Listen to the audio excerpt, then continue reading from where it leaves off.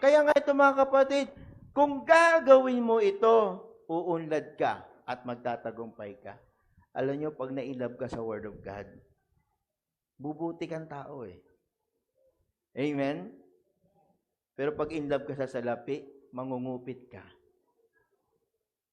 Di ba? Pag inlove ka sa jowa mo, pag nawala siya, wala ka na din. Di ba? Pag inlove ka sa trabaho, pag nawala ka ng trabaho, wala na. Boring na. Pero pag inlove ka sa salita ng Diyos, anong sabi ni Lord? Uunlad ka at magtatagumpay ka. Magbabasa lang, sabi ng Panginoon, magbabasa lang, magtatagumpay na. Kasi ito yung magbibigay sa iyo ng tamang pananaw sa buhay.